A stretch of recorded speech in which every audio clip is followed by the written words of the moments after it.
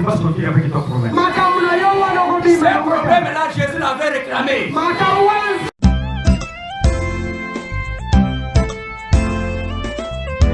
Jésus veut maintenant ramasser toutes ces souffrances.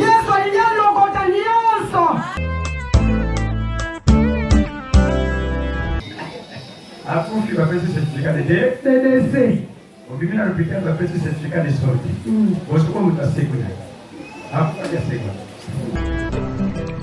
Vous savez quoi? Le bonheur a un nom. Et ce nom, c'est celui de Jésus-Christ. Et je ressens aussi grâce à Dieu. Parce que notre jeunesse était en retraite dans ce lieu.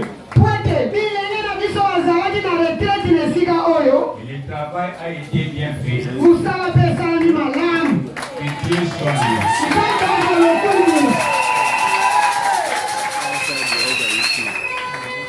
Je rends aussi grâce à Dieu. Parce que ce n'était pas une chose facile. Comme Dieu lui-même l'avait dit.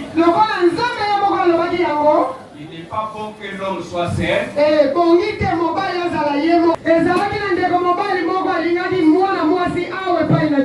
Hier, c'était les mariages civils, les mariages coutumiers.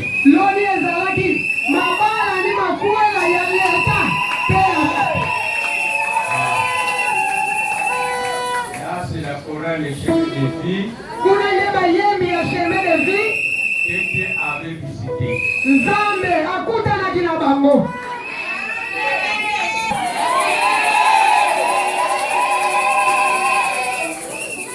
Persévérez toujours dans le Seigneur. Je sais que c'est une sœur qui avait tant souffert. Elle a été de 6 mètres fois. Vraiment, je suis à la suivi de tout ce qui s'est passé dans sa vie. Et je la consolais toujours. Elle va te voir. Il a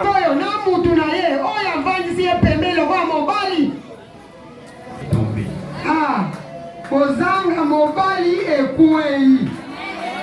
Alléluia.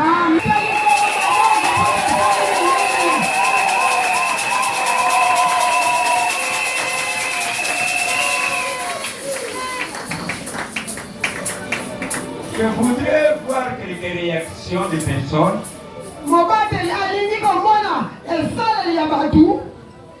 C'est un exemple que je vais prendre avant d'entrer dans les messages. Si aujourd'hui il y a quelqu'un qui vous promet et moi je suis en Europe, quelle sera ta réaction?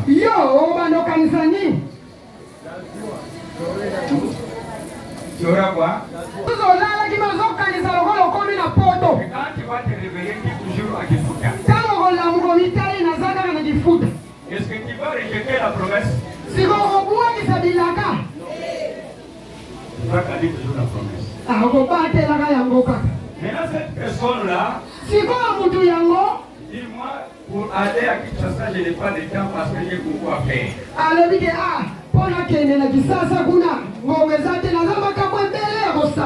Il envoie son ami intime.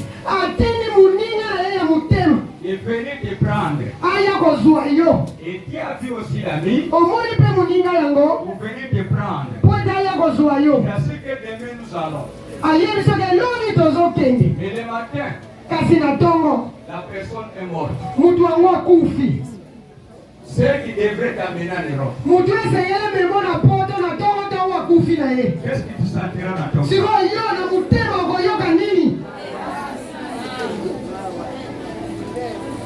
La personne, toi-même, qui a vu. Premier jour, il est au tombeau. Deuxième jour,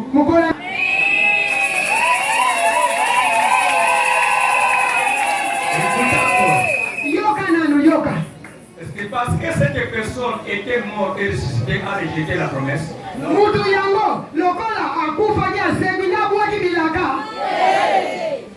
Maintenant, la personne vient, il est chez vous, dans votre maison, il dit, je suis venu te prendre maintenant, je suis prêt de t'amener.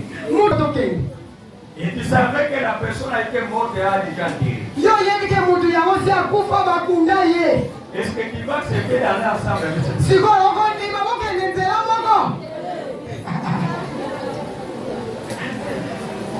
Alléluia. Amen. La personne, c'est lui qui connaît le chemin. Et ton beau?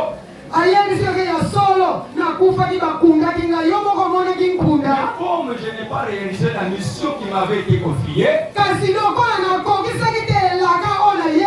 de te prendre et de t'amener en Europe, quand je suis ressuscité, je me suis souvenu de toi. Et pourquoi je suis venu te prendre maintenant que nous allons ensemble?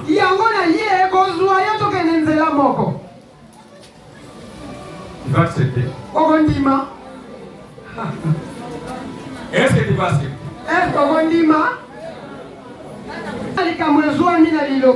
Et vous rejetez la promesse. Vous direz que cette personne-là qui a envoyé cette personne-là a menti. Ici, cette personne-là a menti. Pourquoi la personne l'a envoyée morte et est ressuscitée?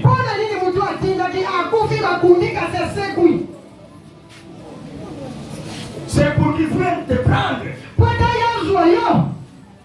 La mort, c'était un accident seulement. C'était pas la fin. Parce que Dieu est avec lui. Il est toujours dans sa mission. Il est venu te prendre.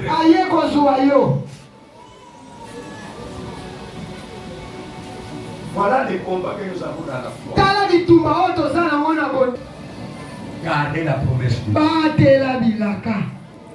Quand Dieu promet, il ne peut jamais mentir. Il doit accomplir sa volonté. Je voudrais te parler de Jésus-Christ. Mort et ressuscité de toi. C'est aujourd'hui qu'il est ressuscité. Il a ressuscité avec beaucoup de gens. Et vos ennemis seront troublés aujourd'hui.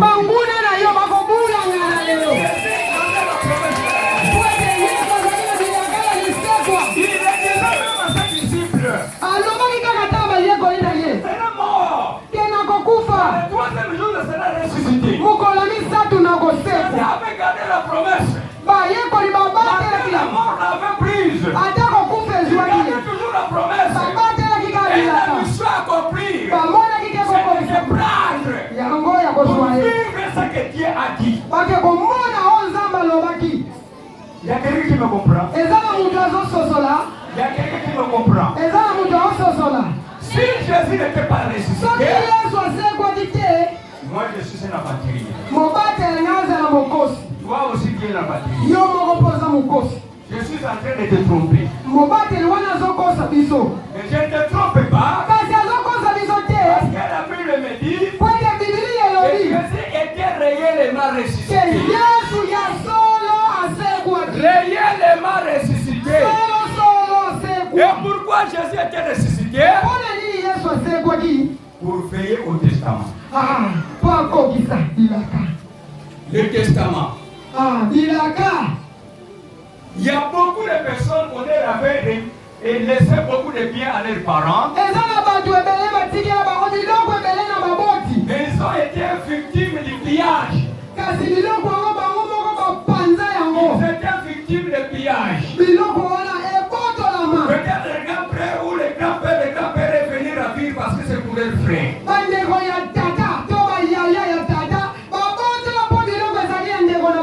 Ils ont pris parce que c'est lui qui avait écrit le testament est déjà mort. Mais toi et moi, nous avons un bon testateur. Il a fait le testament qui est mort et ressuscité pour accomplir ce qu'il avait dit. C'est 21. Rapidement, puisque je donne beaucoup de versets qui m'arrivent. 1 Corinthiens 15, verset 12 à 20. Mais il y a une chair là-haut, vous pouvez mettre cette chair-là. Hein? Bon, ça n'a pas chair et belé, mais vous avez vu ça. Vous lisez la Bible, vous lisez toujours pareil. Quand vous avez après, vous avez un suspens. 1 Corinthiens chapitre 15, verset 12. 1 Corinthiens chapitre 15, verset 12. Toi, ta voix est devenue rock. Est-ce qu'il n'y a pas quelqu'un qui peut lire rapidement? 1 Corinthiens 15, verset 12 à 20. Qu'est-ce qu'on a écrit? 15, 12 à 20. C'est lui qui a la Bible lingala. Mutuna lingala azate. Amen. Ya solo Kristo asekwa na kati ya bato oyo bakufa. Ye azali moto ya liboso oyo asasekwa. Pamba te liwa eyaki mpona moto moko. Ndenge moko pe osekwa eyaki mpona moto moko. Lokola bato nyonso basengeli kokufa po bazali na molongo ya Adamu. Ndenge moko pe bato nyonso bakosekwa po bazali na molongo ya Kristo. Kasi moto na moto azali na ntango na ye. Kristo bokonzi nyonso mpe nguya nyonso. Ye akozongisa bokonzi na maboko ya Nzambe Tata. Kasi si Jésus n'était pas ressuscité, l'évangile serait vain. Et ceux qui sont morts à cause de Christ, ce serait une grande perte.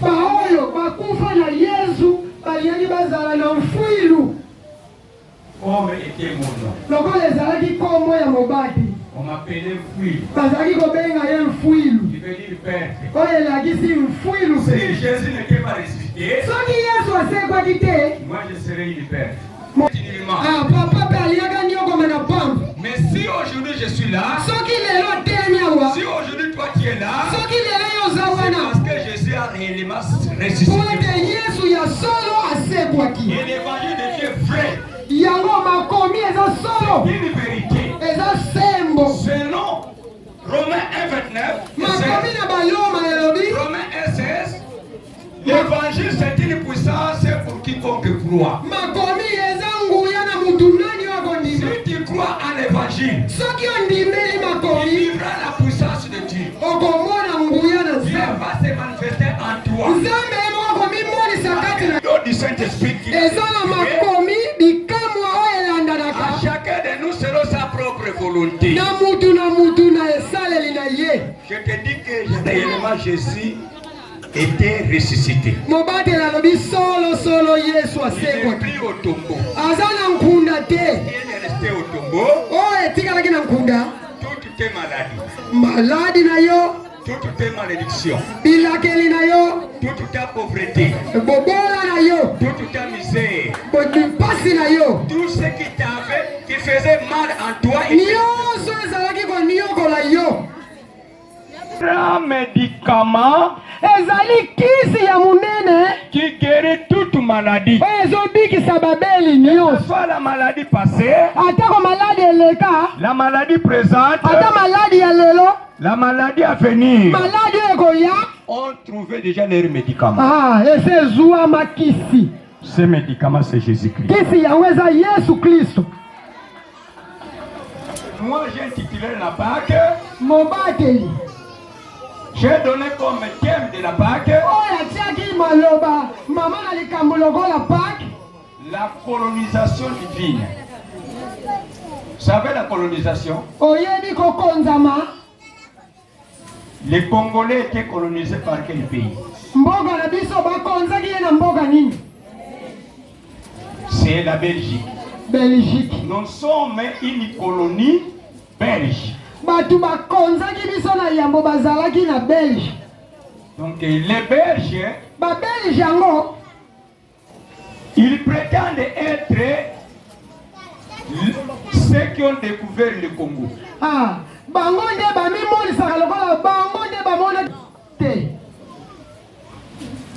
Alléluia. Amen. Tant il y avait l'embouchure du fleuve Congo, donc les Congolais n'existaient pas. Tangu maye kuna bisika bango bakomela kesike komela na oseya mboka na biso ezalaki te avant mundela ya mboka oyo ezalaki te. Est-ce qu'il n'y avait aucun Congolais qui est passé là-bas? Bakongolais bazalaki te kuna. Mais pourquoi on dit que nous sommes une colonie belge? Ce sont eux qui ont découvert l'embouchure du fleuve. Siko pona nini balobaka ke bango batu bakonzaki biso po bango batu bamonaki ya yambo esika mai na biso munene kuya na oseya. Ignorance na bobanga. Kobanga ya batu mwindu. Parce qu'ils avaient la notion d'écrire. Po ete bango bazalaki na makoki ya kokoma. Mais toi, tu n'as pas écrit. Biso tomona me tokoma te. Tu n'as pas un livre que tu avais écrit. Ozata na mukanda okoma te. Pour qu'on se réfère que cette affaire-là existait depuis longtemps. Po ete batu batanga balobaka emizalela banda bakoko na biso. Et quand tu dis de venir avec ton cahier, ton bic pour écrire, toi tu n'écris pas. Soki balobi yaka kane komeli na yo, poko maka yo yaka na C'est ça la culture de l'homme noir. Ah, neza Si la bakoma. personne n'est pas là, on peut lire ce qu'il avait écrit. Ata mutu yango leka, bakotanga oyo yakoma. Ah, toi ton cahier, ton bic dans le cœur. Yo kaye na yo, ne komeli na yo na mutema. Mais il faut faire un effort Mais sala makasi. pour garder ces paroles dans le cœur. Obatela maloba yango na mutema. Ne pousse pas à oublier. Po eto bosa na yango te. Même moi qui lis la Bible de temps en temps, Ata ko mobato atanga tangu na tangu il y Biblia. a des versets bibliques qui m'échappent. Eza pe na makomi mususu ebungaka ye. Il faut écrire. Esengeli kokoma. Il faut écrire. Komaka. Il faut écrire. Komaka. Si tu n'écris pas, Soki okomaka si tu te. ne lis pas, Soko tanga pe te. il restera toujours à être colonisé par quelqu'un. Ah, okozala kaka bakonzaka yo na batu. Il est vivant. Il est ressuscité. Il est vivant. Il est ressuscité. Qu'est-ce que dit la colonisation? Elikoloba nini kokonzama? Il transforme le pays en un territoire. Ah, mboka bongoli yango lokola mwa eteni Je moko. sais que vous connaissez l'histoire. Boyebi mpe ya masolo Entre la famille, na libota un quartier mpe na quartier. qui est plus grand. Eloko nini eza monene? Na libota na quartier eloko nini eza monene? Hein? Un quartier avec une commune qui est grande. Sikoyo na quartier na komini nini eza monene? Une commune avec une province, qu'est-ce qui est grand? Na komini na province wapi eza monene? Une province et un pays, qu'est-ce qui est grand? Na province na pays wapi eza monene? Alors qu'est-ce qu'on appelle territoire? Sikoyo eloko nini yo babengaka territoire? Eza eteni. Oui, oui. Territoire eza eteni moko ya mboka. Bimwa eteni bakabola ya mboka. Alléluia. Amen. Alléluia. Amen. Qu'est-ce que Nang est en train de faire à l'est? Lokola oyo ndeko nanga azosala kuna na este. Il est en train de prendre certains villages. Azozwa bamboka ndangu ya Il bamboka. fait ces villages à son compte. Sikoyo bamboka wana amemi yango na ngambu na ye.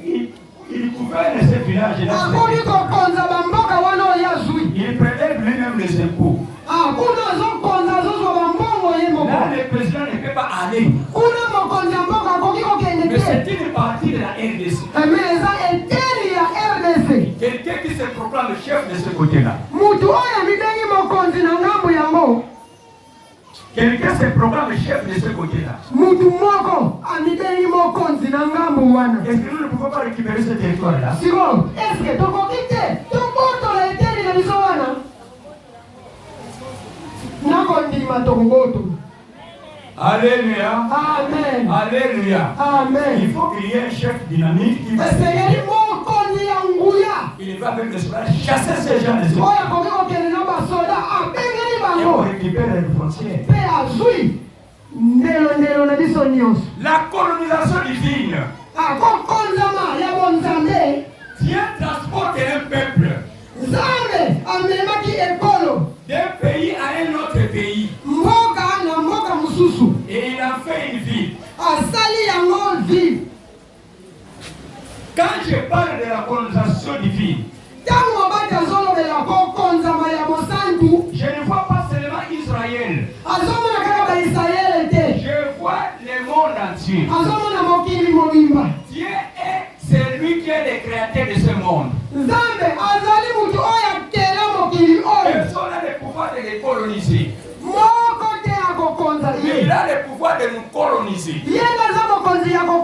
biso. Nous sommes dans son territoire. Pote biso tozwami na Le mabele na monde ye. est comme le territoire de Dieu. Mokili mobimba eza mabele Il yango. contrôle le monde entier par tierce.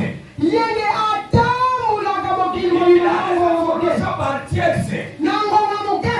Il connaît ce qui se passe maintenant sur la terre. Ayebi oyo ezoleka na sa Ce qui mabele. se passe dans la mer. Oyo ezoleka na Ce qui mai. se passe dans les forêts. Oyo ezoleka na Ce qui se bazamba. passe dans l'espace. Oyo ezoleka na Dans mopepe. d'autres pays du monde. Na maboko Il y mosusu a mokili. l'information dans sa main. Nzambe aza makambo nyonso na maboko. C'est là nous chantons. Il a le monde entier. Yango nde toyembaka nzembo. Dans sa main, il a le monde entier. Dans sa main, il a le monde entier. Dans sa main, il a le monde entier. Dans sa main. Aza na mokili mobimba na maboko na ye. Et Dieu avait seulement un peuple. Nzambe azalaki kaka na libota C'est lui qui moko. a créé le monde. Ye natelaki mokili mobimba. Mais Dieu gouvernait seulement un peuple. Me nzambe abandaki kokonza kaka C'est là libota qu'on moko. peut lire Exode chapitre 12. Nde yango tokoki kotanga na bobimi. C'est là se trouve le message de la Pâque. Nde esika ezwami maloba Avant ya la Pâque soit Pâque, yambo pake ezala il y pake. avait deux personnes qui avaient le message de la Pâque. Ezalaki na bato mibale bazalaki na ebongiseli. Abraham avait déjà le message de la Pâque. Babala yambi azalaki deja na ndingisa ya Dieu pake. lui avait déjà promis dans Genèse chapitre 15. Nzambe alakaki ye deja na mokanda Et ton ebandeli. peuple ira en esclavagisme. Te bato na ye bakokende na mawumbu. Dans ce pays seront, il faut souffrir. Kuna na mboka na bakokende bakoni Il y yokwama. aura un temps, Me ngonga moko je vais les visiter. nakokende kokuta Aujourd'hui, bango. c'est ton temps. Ngonga yango Aujourd'hui, c'est ton temps de lelo eza ngonga yango okutana na nzambe. Oui, le temps déjà passé. Bango ngonga Mais eleka. aujourd'hui, c'est toi qui seras Me visité. lelo eza yo nde moto Le temps est azokutana. déjà fixé. Ngonga esi yakoki. Et c'est aujourd'hui qu'on va fêter. Te lelo eza mokolo ya molulu. C'est la fête de la délivrance. Molulu ya C'est kokangolama. la fête de la libération. Eza molulu ya C'est kokangolama. la fête de la vie éternelle. Eza milulu ya bomoi Tu na n'avais pas la vie éternelle en toi. bomoi na seko ezalaki te na bomoi na Tu yo. n'avais pas la libération en toi. Ozalaki na liberation te. Dès qu'on a fêté le 30 juin du Congo, Atako tozala milulu te. aujourd'hui nous sommes toujours des esclaves. Kino lelo toza kaka bawumbu. Personne ne peut dire qu'il est libre. Moko te koloba te nga naza Si mawumbu tu te. peux dire que tu es libre, Kolobi naza mawumbu te. maintenant enlève les amis que tu as. Longola lilambo ozwami nango. Tu l'as compris. Ososoli. Olati bilamba bamijeri. Po lilambo olati mutu mwindu tasalaki Koko yango. na yo mutasala kambo. Aha. Mais le temps pour se dire, nous sommes libres. Tozala basomi. Nous sommes libres. Tozala basomi. Mutu okwendezana lobi koko na yo mutasala. Aho, takola. Alléluia. Amen. Nous sommes libres. Tozala basomi. Cet André que tu as ramené, c'est toi qui l'avais fabriqué. Elobeli wana yozolobela yo mutu okelaki yango. Nous sommes libres. Tozala basomi. Je suis licencié. Amen. Makulu wana yo koko na yo mutasala. Aha. En quoi tu es libre? Sikoyo, bosomi ya nini? En quoi tu es libre? Bosomi yango ezwami Ça wapi? fait que là, combien d'années que Lumumba avait parlé? Tala Lumumba ndeko na biso bambula boli ya Est-ce kuwa que vous kula. parvenez à gérer le pays correctement? Est-ce que hata kusali mboka na solo? Vous avez des usines de fabrication? Lelo toza na esika tobongisilaka. Vous avez des machines à faire l'agriculture? Toza na mashini ya kosalela bilanga. Ça fait combien d'années depuis que nous sommes Ekomami. J'ai tant aimé le monde. Nalingaki mokili. Là, c'est Dieu qui parle. Wana nzambe Et nazo. j'ai donné mon fils. Napesaki mwana nanga. Quiconque croira en lui, Mutu nani akondimela il ye? est la vie éternelle. Akozwa bomoi na Il seko. n'aille pas à l'enfer. Soki taokela lifelo. Oui, nous sommes libérés Ya solo tozwa bosomi. au Congo. Na Congo. Est-ce qu'on a fermé la porte de la paix? Tokani ekuke ya fe. On a fermé les portes des maladies. Tokani ekuke ya On maladi. a fermé la porte de la famille. Tokani ekuke ya nzala. On a fermé les portes de détournement de l'argent à la banque. Tokani ekuke ya koyiba mbongo mosolo ya mboka. On a fermé la porte de l'impudicité. Tokani ekuke ya ekobo. On a fermé la porte de de la prostitution. Amen. Tokangi ekuke ya On a fermé bonduma. la porte de criminalité. Tokangi ekuke ya Mais babomi. Jésus était venu pour fermer ces portes-là. Yesu ayaki kwakanga bikuke Nous babibyoso. étions en prison. Tozalaki na Mais bowumbu. il est venu pour nous libérer de cette prison-là. Kasi ayaki po akanga biso na boloko. La prison jusqu'aujourd'hui. Eza na bato mosusu aza na boloko kino lelo. Mais Jésus est venu te libérer. Kasi Yesu aye po akangola bango. Il veut te coloniser. Alingi ye moko akonza Il yo. veut te transformer. Alingi abongisa yo. Il veut faire de toi sa ville. Alingi asala yo Je mboka sais na que ye. dans la Bible que je suis le temple du Saint-Esprit. Amen. Po tikala na bosomi po tozali Je ndako ya suis kolikosa. l'habitation de Dieu. Ozali ndako ya Dieu Nzambe. n'est pas en haut comme disent les témoins de Jéhovah. Nzambe aza likolo te lokola bandeko ya témoin de Jehova balobaka. Dieu t'a cherché pour faire de toi sa maison. Nzambe azoluka yo asala yo ndako na ye. Faire de toi sa maison. Asala yo ndako na ye. Pour faire de toi sa maison. Asala yo ndako na Dieu ye. a habité en toi. Po ete avanda kati. Aujourd'hui, Lelo si tu le crois, soki tu ondimi mangeras, olie tu boiras, okomela et Dieu va entrer en toi. kota kati na yo. Sans la foi, Kondima tu serais jamais agréable à Dieu. okozala sembo te liboso na Nzambe. Et ceux qui cherchent Dieu, Oyo alukaka Nzambe, Dieu leur ennemi. Nzambe akokisilaka bango. Si on enlève la foi Soki balongoli kondima dans l'église, na lingomba l'église est devenue parti politique de l'idée. wana lingomba ekomi kaka parti politiki ya basi. Ce n'est plus une église. Eza lisu lingomba te. Parce que c'est la foi en Jésus. Po ete kondima kati na La Yesu. foi que Jésus a fait de nous. Amen. Ozondima ke Yesu azaka nuni. Mobata ngati na Yesu azaka kati na biso. Il n'a plus au tombeau. Aza na nkunda te. Jésus est avec nous. Yesu aza na Il biso. avait promis à ses disciples. Ayakaki na bayekoli na Et ye. vous allez se reviendrai. Te nakokende nakoya. Et je serai avec vous pour toujours. Nakozala na bino na mikolo nyonso. C'est avec nous pour toujours. Yesu lokwa aza na biso À mikolo travers le nyonso. Saint-Esprit de Na Dieu. elongo na molimo santu. À travers le Saint-Esprit de Dieu. Elongo na molimo santu. Je serai avec nous tous les jours. Yesu aza na biso mikolo nyonso. Je serai avec nous tous les jours. Mikolo nyonso. Il nous répond tous les jours. Azopesa liyano mikolo Exode nyonso. chapitre 12. Amen. Exode chapitre 12. Exode, exode. Le Dieu a dit Ye Nzambe alobi au peuple israélite na bana ya Israele qui se trouvait précisément en Afrique oyo bazwamaki na Afrique et particulièrement en Égypte bazwandaki na Egypte où il fit des esclaves kuna bazalaki na bowumbu aux mains des na Noirs maboko ya bato mwindu avec le roi Pharaon na maboko ya Farao. pendant 400 ans. Amen. Dieu a dit Nzambe alobi quelque chose vous l'avez promis lokola Yozefu ayebisaki que Dieu yo vous visitera Nzambe akokutana et ce bino. jour-là Dieu est descendu. Nzambe ayaki te Pourquoi? Parce qu'il a vu les souffrances des po gens. ete amoni moniokoli na bino. Dieu n'était pas descendu parce que vous avez le mariage.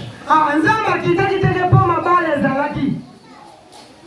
Dieu n'était pas descendu parce que vous avez mangé à votre faim. Nzambe akitaki te mpo boliaki bomelaki botondaki. Dieu est descendu parce qu'il a vu les souffrances. Nzambe akitaki mpo amonaki miniokoli. Je ne sais pas de quoi tu souffres. Mobatela ete nini oyo Et ozobela. Dieu a fixé ce jour-ci. Amen. Qu'en sortant de cette porte-là, Tobima que de la souffrance ne puisse plus encore t'accompagner. maladi wana Elle doit rester ici. Elle doit rester ici. Elle doit rester ici. Elle doit rester ici. Elle doit rester ici. Elle doit rester ici. Elle doit rester ici. Elle doit rester ici. C'est ça que Dieu a fait. Amen.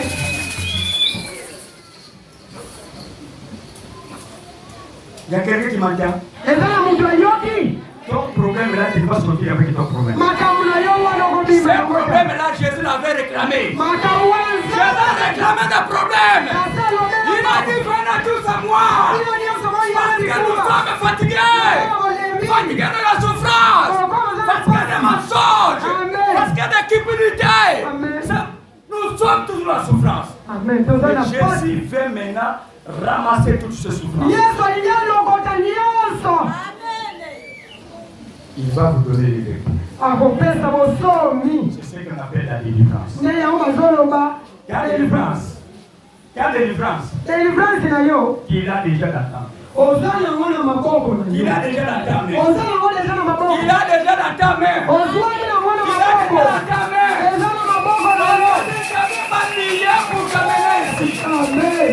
Tu as venu de toi-même. Comme tu as venu de toi-même, Jésus t'a promis aussi quelque chose. Il a dit, je ne mettrai jamais dehors. Si quelqu'un vient à mon nom, et cette bénédiction-là, c'est la bénédiction de Dieu. Cette bénédiction, c'est Jésus lui-même. Il a dit qu'il soit béni celui qui vient à mon nom. Alléluia. C'est entre mars et avril. Amen. C'est un langage de la Bible de l'Ancien Temps. Il y a des dates que Dieu avait données. Amen. Il y a la date qu'on appelle Abib. Il y a la date qu'on appelle Nissan.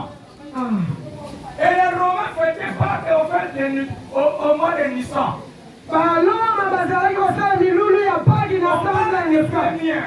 Amen. Quand on va le premier, on voit que c'est Jésus qui est le premier. C'est Jésus qui est le premier. C'est Jésus qui est le deuxième. C'est Jésus qui est le troisième.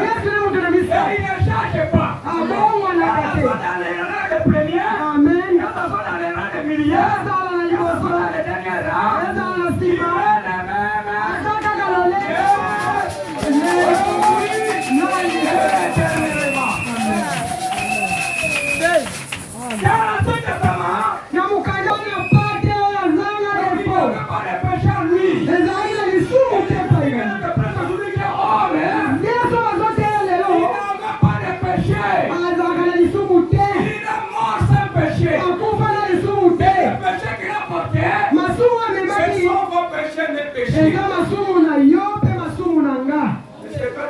Il va accepter de mourir à la place de ton fils. Amen.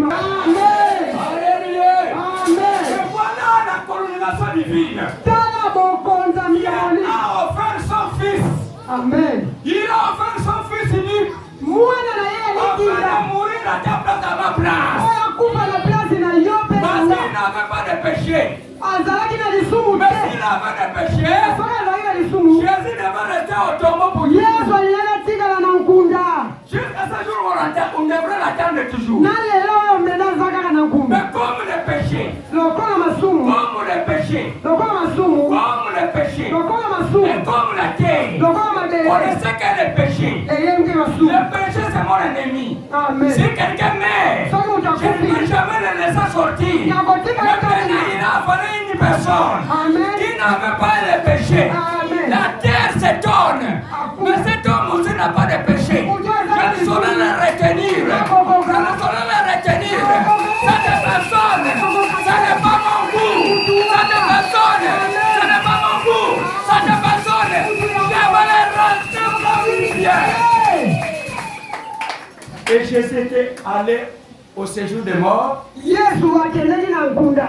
Parce que ça avait que toi qui étais déjà au séjour des morts. Vous voyez, il y a des gens qui marchent. Ils mangent. Ils se réjouissent. Mais des gens morts. Il est déjà dans le séjour des morts. Jésus savait. Et aujourd'hui, ici à Massara, il y a des gens qui sont au séjour des morts.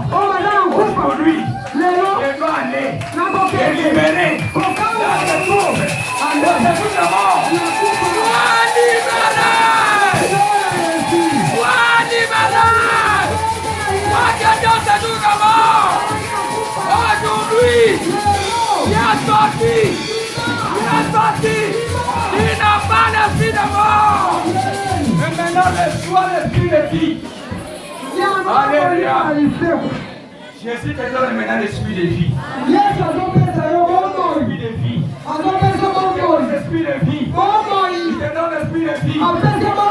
Ici qui mange, ici qui boit, il aura la vie à toi. Gloire au Seigneur. Amen. La colonisation de Dieu. Il est venu nous transporter. Il est venu nous transformer. ayaki kobongisa biso. Quitter ce monde. Amen. Pour que nous vivions Po tovanda comme le monde de l'esprit. na mboka ya molimo. Les anges ne mangent pas. Amen. Les anges ne souffrent d'aucune maladie. Banzelu baliaka te babelaka te. Jésus-Christ ce matin, Yesu il veut te faire comme des anges. akosala ye lokola Il veut te mwanzelu. faire comme des anges. Akosala biso lokola Ne banzelu. vous donnez pas. Amen. Et tant que intercesseur, et tant que protocole, et tant que chant, si réellement, Soki solo. avec Jésus, Amen. qui peut te retrouver en Europe. Amen. Kolala Et quand tu es en kate. train de prier pour quelqu'un qui se trouve en Europe, Okobondela mpona mutu azwami na poto. et toi tu es ici, Me yo ozwami awo. parce que l'Esprit de Dieu est en toi, Kwete molimo na Nzambe eza kati na il yo. va te donner le pouvoir Akopesa yo makoki d'atteindre ya kokoma dans la prière na les losambo endroits bisika que tu ne peux jamais atteindre. yokoma nanu Avec la te. paix. C'est là il dit qu'il faut que nous recevions le Saint-Esprit. Amen. Il n'y aura plus de limite là. Aza na ndelo te molimo santu. La colonisation divine. Esengeli okonzama na bonzambe. Benga baninga. Appelle les autres. Benga baninga. Appelle les autres. Benga baninga. C'est là où je vois Yango mobatela ezomona. Dieu ne nous a pas rejetés. Nzambe abwakaki biso te. Dieu ne nous a pas rejetés. Nzambe abwakaki biso Parce te. qu'elle a sorti du peuple d'Israël. Po ete kobima na bana Il y Israele. avait aussi les Égyptiens qui les ont suivis. Eza mpe na bana Ezipiti Il y balandaki. avait aussi des contre-âgés. Ezalaki na bato bana Israele te balanda. Qui étaient avec lui dans le désert. Bango bazalaki na ye na esobe. Tu es mon voisin. Oza moninga na nga. Il y a des fois qui bénéficient de ma bénédiction. Protège ces gens-là à cause de toi. Nzambe abatelaka lupango wana mpo na mwana na Nzambe. À cause de toi. Abatelaka mpo na yo. À cause de toi. Abatelaka bango mpo na yo. Abatelaka bango mpo na yo. Je vous dis, c'est sincère. Oyo mobate azoloba nde eza Je bongo. crois que c'était avant-hier ou hier. Amen. Je me suis réveillé le matin. Mobateli alamuki na ntongo. Une sœur qui était venue frapper la porte. Ndeko mwasi moko ayaki kobeta ekuke. Et madame m'a dit, il y a ceci et cela. Lui-même ne se ressaisit pas. Lokola boyebi eza te. Il ne saura pas me suivre par cette prière. Akoyeba kolanda maloba ngo. J'ai touché la tête. Asimbi ye kaka na J'ai mutu. prié sur la tête. Abondeli mpo na J'ai mutu. chassé cet esprit-là. Abengani molimo wana. Lui-même sache qu'il y a quelqu'un qui est dans cette Ye prière. moko to ayebaki te eza na mutu moko Parce qu'il n'avait azomona. pas la connaissance. Azalaki na boyebi. Moi, j'ai profité de cet état Mobateli pour ayamaki na une ngo lourde wana. prière. Ya kopesa losambo. Et le soir, quand je suis rentré, Na poko ntango akei. j'ai posé la question, comment le frère là? Atuni mama. Ndenge nini ndeko mobali wana. Maintenant, bien. Sikoyo malamu. Que Dieu soit loué. Zamba zwa lokumu. Que Dieu soit loué. Zamba zwa lokumu. Je ne vous presse pas un Jésus qui jusqu'aujourd'hui se trouve sur la croix. Mobatela tera biso Yesu te oyo ekulu suki no lelo. Le Jésus que je vous presse, il est à la droite du Père. Yesu atelaka biso azwami na loboko ya mobali ya papa. Il a tout mis sous ses pieds. Nyonso ate na makolo na ye. Tout ce qui fait de mal, Nyonso osalaka tout mabe. les masses, Amen. les kystes, Ah. les myomes, Oui. la stérilité, Ah. le chômage, Amen. le célibat. Amen. Evandi na makolo na ye.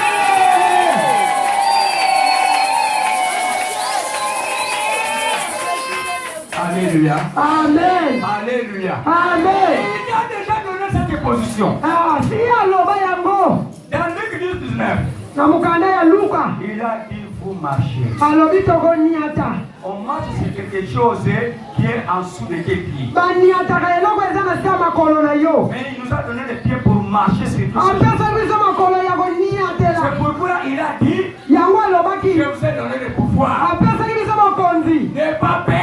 Kobangaka N'aie te. pas peur des démons. Amen. N'aie pas peur de la crise du Congo. Kobangaka te mpiaka ya mboko N'aie oyo. pas peur des soldats. Kobangaka te N'aie pas bambolobolo. peur des massous. Kobangaka mbasu te. Ce sont des choses que Dieu a jetées à la poubelle. Eza biloko nzambe abwakaki na fulu. Alléluia. Amen. Il est vivant. Il est ressuscité des morts. Dans la colonisation de Dieu, Okonzami ya Nzambe. Dieu a dit Nzambe alobi vous mangez. okolia. Il y a question de manger. Eza likambo na kolia. Il y a question de boire. Eza likambo na komela. Et il a dit Alobi. vous allez rôtir. Amen. Ça doit être brûlé au feu. Okotumba yango na moto. Pourquoi brûler au feu? Mpona ni kotumba na moto. Dieu c'est là où il déploie sa colère. Moto nde sika kanda na Nzambe besoin. Il avait fait à Sodome et Gomorrhe. Asalaki ya kama Sodome na Gomorrhe. Parce qu'ils n'ont pas voulu écouter la parole de Poete Dieu. mayoka kite maloba na Nzambe. Sodome et Gomorrhe et tous leurs biens. Nzambe atumbaki Sodome na Gomorrhe C'est par le feu. na moto. Et ce monde actuel. Yango lelo. Adam aussi s'est fait là. Tozozela moto wana. Il est le feu dévorant. Poete eza moto. Et il a déjà mis ses feux en toi. Atia yango kati na yo. Quand il parle au démon, Ntango ozolobela na on demo. ne voit pas seulement la parole, Yako yoka kama maloba mais te. il voit les feux. Okomona moto ezobima na bibebo na yo. Alléluia. Amen. Je l'ai toujours pressenti. Mobateli alobela Et yango. ça se manifeste même quand j'ai pris pour les enfants. Asala yango kutu kaka ta bana. Vous verrez un enfant avec toutes les gentillesses. Okomona mwana moko ya Et quand yanki. je touche la tête pour prier, Ntango mobati akosimba mutupu abondela. l'enfant commence à pleurer. omona mwana ye moko abandi kolela. C'est pour détruire les péchés à mpona lui. kokuluka nyonso masumu eza kati na ye. Il lui amène des Mpe maladies. komema ye na ngambo ya Yesu. Alléluia. Amen. Nous parlons de la colonisation des filles. bazolobela kokonzama ya molimo. Dieu était venu coloniser l'homme, corps, âme, esprit, pour qu'il soit un homme parfait. ye lesembo Pourquoi ça fait mal dans mon cœur? mobati ete mosu ayoka na pasi na motema La radio, na kotala un prédicateur qui dit que nous ne sommes pas parfaits. na etando Mais nous devons attendre pour être parfaits. amen. Parce que Dieu l'a déjà, Jésus l'a déjà ordonné. pote yesu delasi atinda yango Que vous soyez parfaits comme votre Père est mpona petwa lokola tata na bino aza petwa. Il y a des gens qui amènent Dieu, qui discutent avec la parole de Dieu. eza na bato mosusu Moi, bakendaka je sais que c'est Dieu qui. mobati ayebikako nzambe alobi Si Dieu me dit que tu es parfait, je dis oui, je suis parfait. soki nzambe alobi ndenge oza petwa lolisolo Même qu'il avait dit. pote ye moko nde alobaki yango. Il ne Job ne comprenait pas cela. yobo ayebaki yango te. Job, Dieu savait que Job c'était un homme intègre. yobo nzambe ayebaki aza moto losoki Du chapitre 1 jusqu'au chapitre 2. kobanda na mokapo ya yambo. Dieu est en train de dire à Satan. nzambe azoloba na satana. Moi, je ne t'applique pas. Dieu dit à Satan. nzambe ayebisi satana Job est intègre. yobo aza moto na sembo Il n'y a rien de mal en lui. aza na mabete kati na ye. Où était sorti Job? yobo yango abimelaki wapi? Parce que tout le monde nous avons les péchés d'ami. po ete mutu nyonso abima na lisumu Il adamu. dit que Job est intègre. sikoyo nzambe alobi yobo aza moto na Et les sembo. autres disent que Job est parfait. amen. Mais Job là a été touché. yobo wana atutamaki Ses biens a été touché. biloko ne nyonso Mais basimbaki. c'est Dieu lui-même qui permettait ça. nzambe ye moko apesaki nzela Satan peut pousser toucher les biens de Job. po ete satana asimba biloko ya yobo. Pousser toucher même la chair de Job. amen. Mais il ne pouvait pas toucher l'esprit de Job. kasi akokaki kosimba molimo te ya Il yobo. avait l'esprit. na molimo ya yobo Quand Job yobo a commis des péchés, ata kosalaki il masumu est devenu monologue. alobaki Il lilobaloba s'est dit que Dieu est injuste. alobiki nzambe aza moto Mais asembo Dieu dit te. que tu es intégré. nzambe ayebiki yo oza moto asembo Tu es juste. yo oza sembo Non, tu n'es pas quelqu'un de péché. oza moto na masumu te. Tu verras ce que je dois faire. okomona oyo na kosalela Tu yo le verras. okomona yango Toi-même tu le diras. yo moko kokamwa Que l'Éternel, ke nzambe l'Éternel nzambe oyo est mon rédacteur. amen Ah. amen. Job l'avait dit. yobo alobaki yango Il dit, zonga na mokanda ya exode vous prenez le sang, bokozwa makila mettez sur votre langue. bokotia na ndaku Moi, dès que je passerai la nuit, ngai ntango na kolenga na butu vous verrez ce qui se passera. bokomona oyo na kosala na butu yango. Donc Israël était déjà racheté amen. à travers le sang de l'agneau parce que dans ce sang il n'y avait pas de péché. kozwa makila po ete na ngongo wana masumu ezalaki C'est te. un sang où il y avait la reine et la reine de Dieu. eza makila oyo ezalaki na deni na reni ya nzambe. Vous avez parlé de la reine et la reine de Dieu. mobate alobelaki ya deni ya na reni ya nzambe.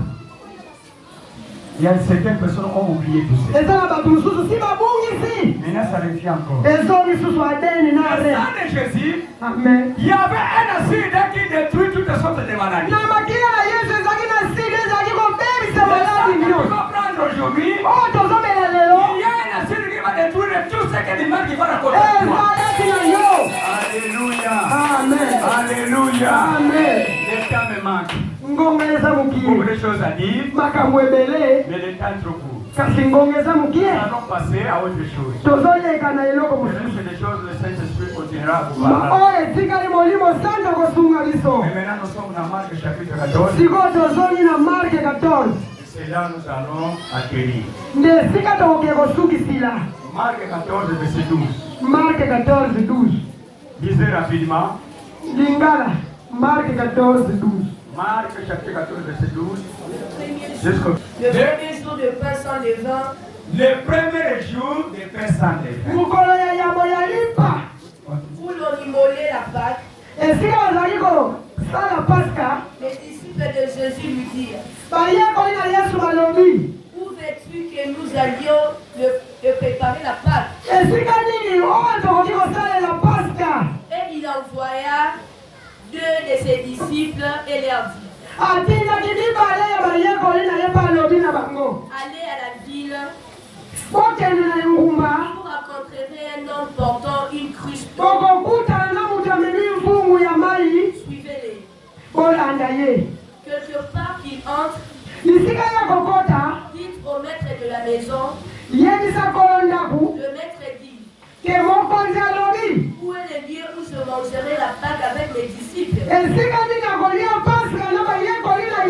Et il vous montrera une grande chambre haute. Mais l'heure est toute prête.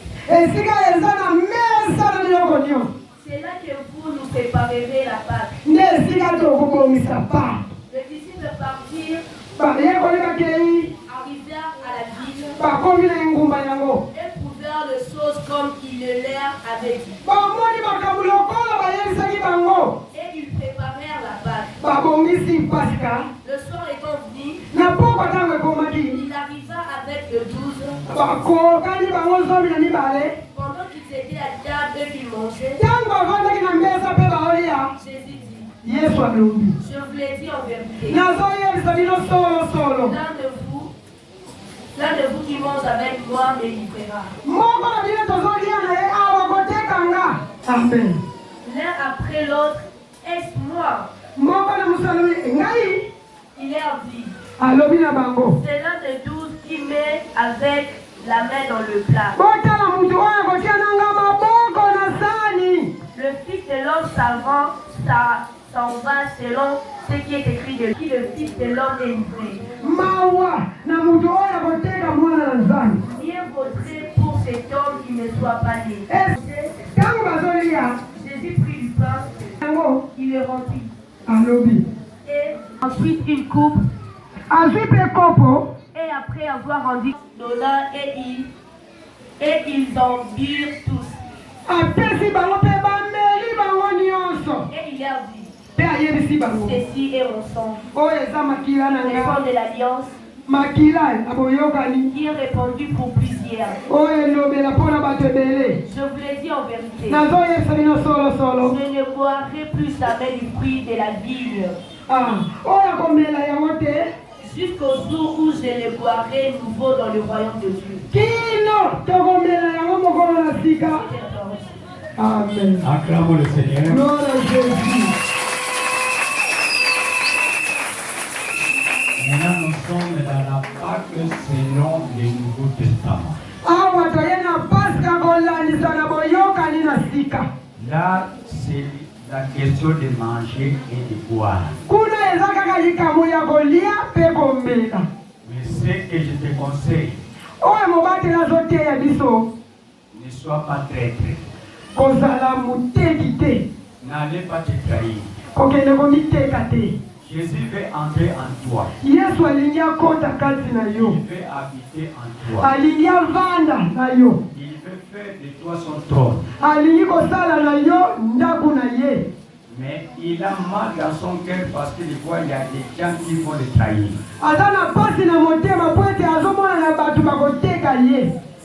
Et il a dit pour cet homme-là, mieux vaut qu'il ne soit pas né que de me trahir. C'est là où l'ennemi nous pousse à faire. Et qui désobéissent à la parole de Dieu. Pourquoi ça m'a maloba na nzambe? La Pâque d'aujourd'hui, Parce que ya lelo Jésus a dit, Yesu alobi je vais manger avec vous, nakolia na bino je vais boire avec vous, mpe nakomela na bino. et les pains, Lipa yango c'est l'image de vos parents de péché.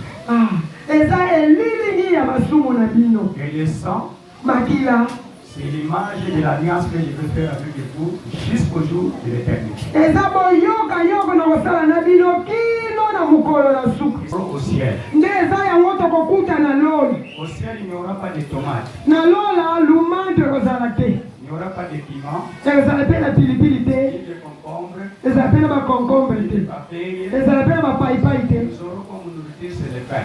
Lilia tokozala nango kuna kaka lipa. Ça a causé des problèmes dans le désert.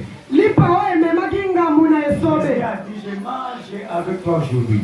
Yesu alobi nazolia na yo lelo. Et je ne mangerai plus encore moi-même. Nakolia yango lisusu te nga moko. Jusqu'au jour où nous serons ensemble. Kino tokozala na bino elongo. Et là, je dis que ces pains-là continuent jusque dans l'éternité. Mobati alobi lipa oyo ekokoba kino oyo na lola. On les mangera toujours. Tokoliaka yango kaka. Avec ces pains-ci. Lipa oyo. Peut-être je vais parler pour ceux qui suivent en YouTube.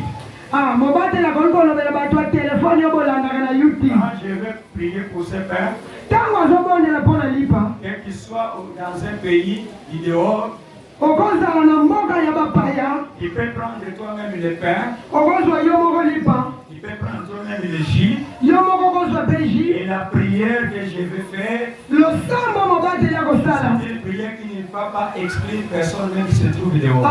Eza losambo te kopekisa moto ate oza na mboka Il libanda. suffit d'être en contact en communion avec nous. Soki kaka oza na boyokani na biso. Et là où tu es aussi en communion avec Jésus. Bisika ozwani oza pe na Yesu Kristo. Quand tu manges, Ntango yo kolia, tu as mangé la chair de Jésus. olie nzoto na Yesu. Quand tu bois, Ntango komela, tu as bu le sang de Jésus. omeli makila na Yesu. Tu as vu la vie de Jésus est conservée dans ta vie. Bomoi na Yesu ekokota kati na yo. Ce n'est pas quelque chose qui va se faire seulement ici. Eza kaka esalama awa te. Il se fait d'une manière spirituelle ailleurs. Ekosalama pe na molimo na Et libanda. tous ceux qui le font, nous sommes ensemble. Oyo bazosala ngo toza lisanga. Et c'est un ordre du Seigneur. Po ete eza etinda ya nkolo. On va manger. Tolingi tolia. On va boire. Tokomela. Est-ce qu'il y a des gens qui sont prêts Eza na bato babongisami. pour manger, pour boire? Mpo na kolia mpe komela. Levez les mains. Tombola loboko. J'aurais besoin Mobati aza na posa. des protocoles. Baprotokole. Pour tous ceux qui vont manger, j'ai besoin du nombre. Tanga lotango ya bato oyo bakolia. Baprotokole. Parce que ce n'est pas en fait dans la Bible. Po ete eza pamba te ekomama na Biblia. Ils ont mangé 5 pains, 3 poissons. Baliaki mapa mitano. On nous dit qu'il y avait 5000 personnes. Babi bazalaki koto mitano. C'est qu'à chaque fois qu'on mangeait, Jésus donnait d'autres qu'on puisse compter. Ngoma nyonso bandaki kolia Yesu abanda kopesa mitindo botanga. Ça va nous permettre de connaître ceux qui sont en Christ. Ekosunga mobatela koyeba baoyo baza kati na Yesu. Et c'est l'effectif que Dieu a besoin. Eza likambo ya bamikolo. Les enfants vivent sous la grâce des parents. Bamikolo bazobika na ngolu ya baboti. Mais nous, Me biso l'obéissance à la voix de Dieu. botosi na liloba na Nzambe. Parce que nous sommes des adultes, Po ete tokolia nous allons boire. tokomela. En mangeant, Nakolia en vivant, nakomela. c'est notre Pâque. Nde pasika na biso. 1 Corinthiens 5, Mokanda ya bakolinto versets 6 et 8. 5, 6 et 8. 1 Corinthiens 5, 6 et 8. 1 Corinthiens 5, 1 Corinthiens 5, 6 à 8. Car en Jésus-Christ, ni la circoncision, ni l'incirconcision n'a de valeur, mais la foi qui est agissante par la sainteté. Po ete na Yesu ata akata mangenga te meza kaka mongongo oyo esokolaka bosoto. Vous courriez bien, Mokoki qui vous a arrêté nani apekisi bino pour vous empêcher d'obéir à la vérité. po ete otosa na mongongo ya sembo. Cette influence ne vient pas de celui qui vous attend. Baoyo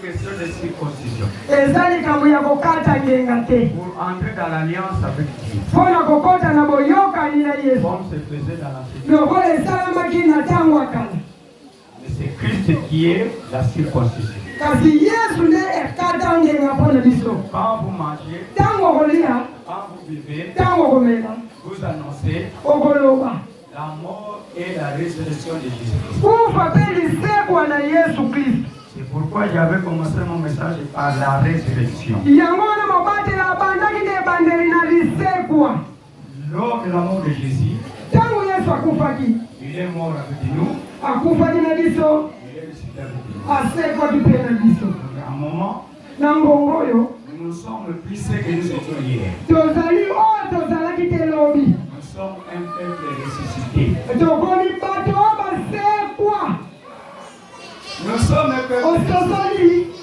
balobi tozala kwa tozalaki lobi te lelo toyambi lisekwa Nous sommes un peuple ressuscité. tozali baoyo basekwi Nous étions morts déjà. tokufaki deja Mais Jésus nous a ressuscités. kasi yesu asekusi biso Parce que c'est lui qui est vivant qui te mange. po ete oyo aza na bomoi ye wana nde akolia Regardez avec quel que soit la viande qu'il a préparée, n'aura pas le pouvoir de Dieu. mutu soki akufi ata olambe ye mosuni aza na makoki ya kolia yango C'est te ceux qui sont vivants. me mutu abomoi nde Qui est ressuscité. osekwi Comme tu es ressuscité, lokola osekwi je vais te donner un derrière verset biblique. mobati azopesa mokapu ya suka Nous sommes dans Colossiens chapitre 2. mokanda ya bakolosai kolosai 2 verset À commencer à verset 12. 12 Ayant été ensevelis avec lui par le baptême, bazalaki Jésus était enseveli avec lui par le baptême. baoyo bakotaki na ye na mai ya libatisi Qu'est-ce que tu es baptisé hier? lokola baye bakotaki lobi Vous étiez mort depuis hier. bokufaki lobi Et aujourd'hui, vous êtes me lelo bosekwi Acclamons pour ceux qui étaient. tobeteli maboko na bato yango tanga lisusu 12. Avancez. vous êtes aussi ressuscités en lui et avec lui, bosekwi lisusu na ye mpe elongo na ye par la foi à la puissance de Dieu qui l'a ressuscité de mort. na kondima na nguya na nzambe ndasekwisi bakufi Vous qui étiez morts par vos offenses et par l'incirconcision de votre chair, bino bokufaki na masumu na bino mpe na kozanga kokata ngenga il vous a rendu la vie avec lui, apesi bino bomoi kati na ye en nous faisant grâce pour toutes nos offenses. na kopesa biso ngolu na mabe na biso nyonso Il a effacé l'acte dont les ordonnances nous condamnaient et qui subsiste. alongolaki mabe nyonso ezalaki kokanga biso na oyo ewumelaki na biso Et il a détruit en le clouant à la croix. abakaki yango na ekulusu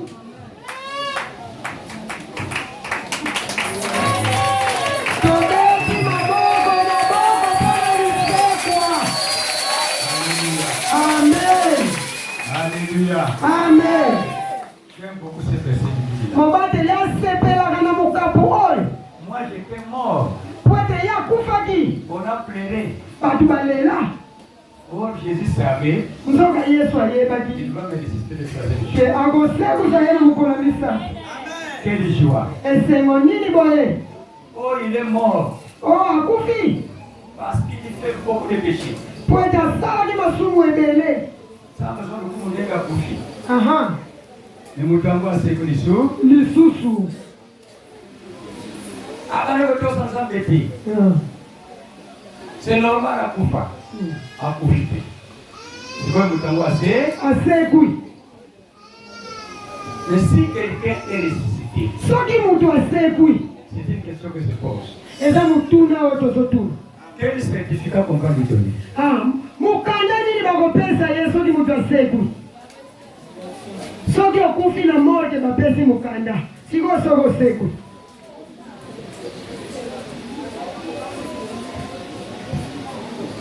Alléluia. amen Alléluia. amen Est-ce qu'il y a quelqu'un qui comprend? eza na moto azososola Soko kufi basali mukanda. Oui, certificat de décès. Si vous soko segui. Certificat de résurrection. Hein? Et les gars, oui, ministère, moi, il y a somme. Hein? Voyez que ah oui. Pour ce que vous avez il faut réclamer et c'est personne nous gagne. Mais du coup, vous réclamer en prenant.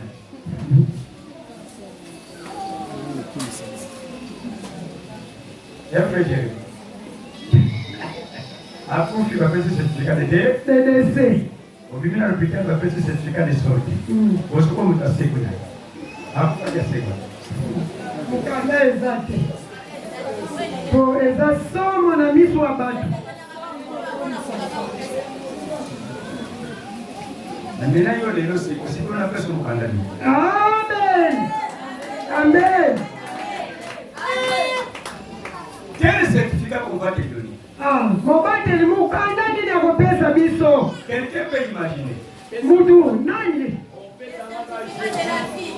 Quel certificat on fait? Yes. Yes. Hein? Yes, kaka. Quel certificat qui peut imaginer quand même? Bongisa ngoyo moko, mon bâtiment pesa lo kasani.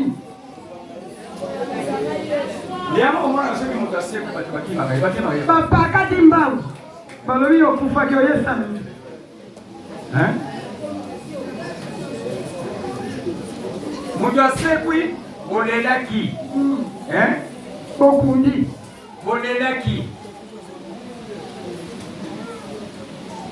Poposa na yesi la kiti.